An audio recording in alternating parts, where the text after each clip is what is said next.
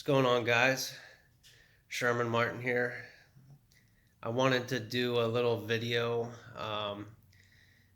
to start off with my new project, and basically, the reason for that is that I was watching YouTube last night and I happened to come across a car that I sold to one of my friends years ago. It was a 93 RX-7, and he was bragging about how he got the car, and he was showing off all the parts and everything, and he didn't talk about like any of the body work that I did to the car. I welded a new roof, quarter panel, front frame section. I put a lot of work into that car. New 99 spec bumper, just a lot of stuff. A chimney fell in the car, and it kind of hurt my feelings that none of that stuff was mentioned. So the reason why I sold that car and all my other cars, at that time I had a 93 RX-7 and I had a 98 Eclipse GSX, and I sold everything and I got out of the car game because I had just had my daughter and I had to focus on priority number one, which was the dad life. So I got rid of everything, and now I want to document basically my beginnings into the car game again, and show you what I'm starting off with, and you'll see the progress that I'm making, and everything can be documented, and really show you how much I do to these cars. So my first project car in 6 years, I just got last year, and I'm finally starting to work on it. Money's been tight, etc. You know how the economy is. We have a house, and funds are much tighter than what they used to be back in the day. So I want to document everything, show you where I'm starting out and where I end up, and I think it'll be a cool journey to watch because I know what I'm capable of, and I know where I can go with it. Now I'm older and much more focused. I feel like I'm much more goal oriented, and can really get things done in a much more efficient manner than what I used to, because my priorities back in the day were just all over the place, and that's part of being young. So now that I'm a little older, a little wiser, I wanted to show off what I got, and we'll go from there. All right, guys, so this is my first project car in 6 years. It is a Scion FRS, also known as a Subaru BRZ, and now a Toyota 86. It's a 2013. It's black, 6-speed. It's got about 110,000 miles on it, I believe. The body is in near mint condition. It's only got a couple scratches, which I'm going to polish out. No issues there. It's all stock, stock wheels, stock interior. Hasn't been messed with. The only thing that's been done to it is the headlights and tint. So being the body is in perfect condition, the interior is in mint condition, I'm really starting off ahead of the game here. The big issue I had was that the stock engine had thrown a rod bearing.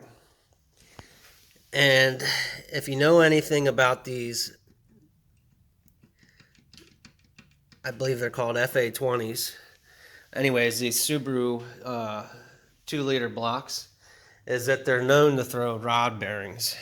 And the reason for them throwing rod bearings is very simple. The mechanics that work on them use way too much silicone, and it falls off, and it goes into your oil pump and clogs up the oil pickup screen and starves your engines of oil, and next thing you know, your bearings do not have any oil and you throw a rod bearing. So I tried to replace just the rod bearing after polishing the crank and everything, but the rod was a little too chewed up. It was it was oblong in two areas, just a tiny bit, and it would have ran, but if you revved it real high, it would have thrown the rod bearing again. So what I did was I ordered a new short block, and I'm just starting to put this one back together. I ordered a new short block from Toyota online. It was like $1,900. I ordered a new front cover because the front cover houses the oil pump right here, which is in this box, and all new gaskets. The heads are getting redone right now. Actually, they just got finished yesterday. I got to go pick them up tomorrow. So I'm going to rebuild the long block and have a brand new engine. I'm going to put a brand new clutch in it, etc.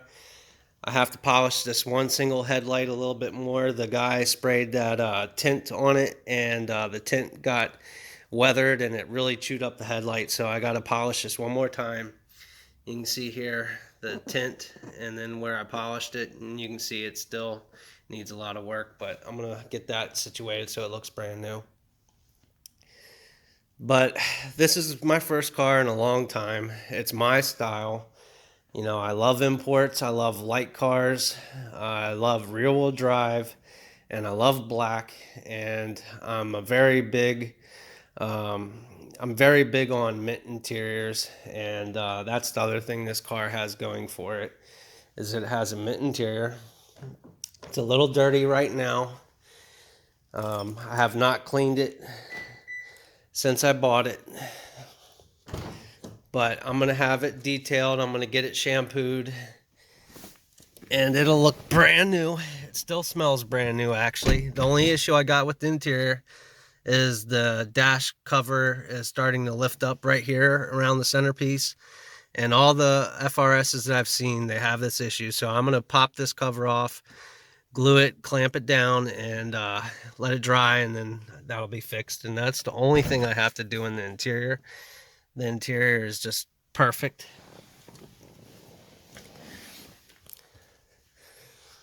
There's all the parts I got to put back together. I'm going to rebuild the injectors with all new seals, etc. I got the tool, the special tool on the way to do that. New timing chain, the whole 9 yards. The engine will be 100% brand new when I'm done with it. And I'll bolt it back in, and I'll give this thing a really nice detailed job of polish and a wax and polish, and it'll look like it just came off the showroom floor when I'm done with it.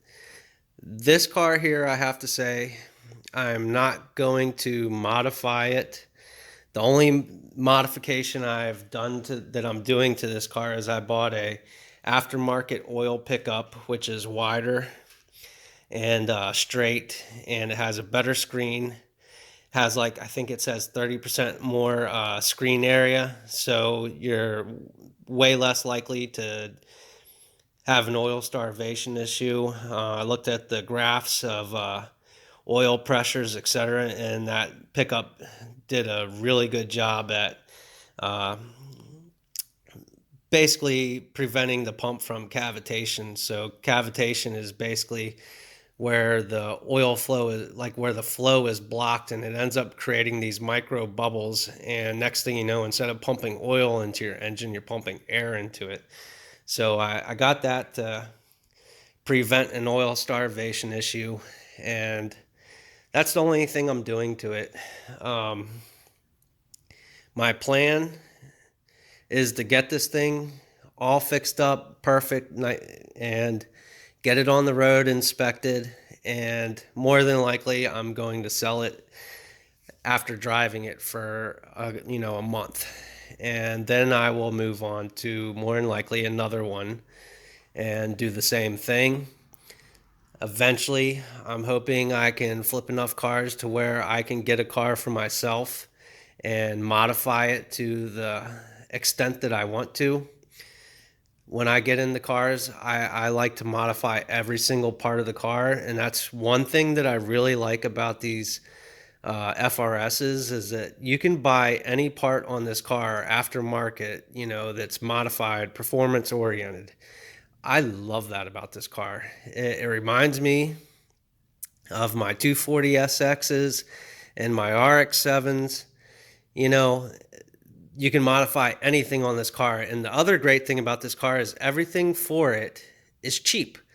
Like if you buy an aftermarket part for it, it doesn't cost you an arm and a leg like for my RX-7. Also, because this model is still being produced today, as a Scion 86 now, um, you have no shortage of parts. These parts are still available at the dealership. They're still making these parts. That was one of the big things with the RX-7 is that I really had to search hard to find parts for it.